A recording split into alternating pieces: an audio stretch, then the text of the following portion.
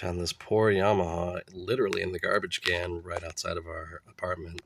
It's missing tuner button, had no nut. The headstock was broken clean in two. You can see the crack. So I put some wood glue on it, like 3 small dabs, kind of spread it around a little bit with my finger, and then clamped the headstock back together. It's pretty rough on the back too. Yeah, poor thing.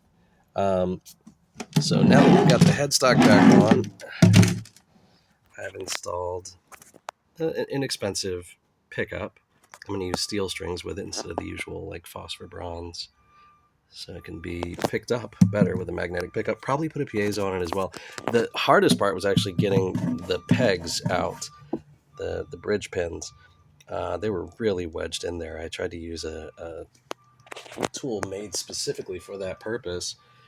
This one, the grip puller. And I honestly don't know if this tool is not good at its job or if these pins were... It felt like they were almost glued in. They were definitely wedged in farther than they should have been. It was really tough getting them out. I eventually ended up having to use pliers.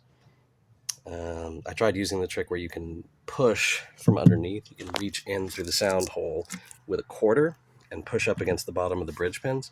That did nothing, absolutely nothing. And then I tried some larger objects, but ultimately, yeah, pliers, had to be pliers.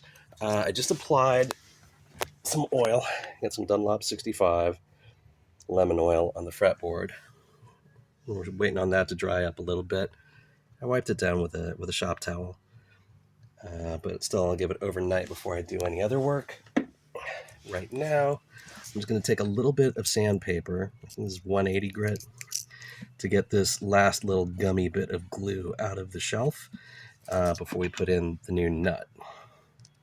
And this, I'll probably just use some Tight Bond wood glue. Some people use super glue, like a very, very small amount, mostly just because it dries faster. But I don't mind. The trick is you take a little bit of painter's tape and use it as a very lightweight clamp. You get it positioned the way you want it. The strings, hopefully. This is a Martin Graphtec nut.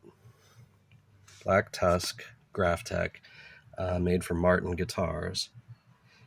XL slotted Martin that works just about perfectly. I mean, I'm not going to have to file down the edges at all, I don't think. Maybe like a little bit here on the treble side. But it's pretty much perfect. I realize now, looking at it through the camera, it looks like it's extending a little bit out off the side, but when I put my finger there, I can't really feel anything coming off the edge. I don't know, I'll probably hit it with a little sandpaper. But first, we need to sand down this little bit of glue. You can kind of see it shimmering here so that it'll sit flat in the nut slot. All right, we got that now. I'm going to call that good enough, technical term. So we're going to wait for the fretboard to dry out a bit more from the lemon oil overnight, and then we'll install the new nut tomorrow.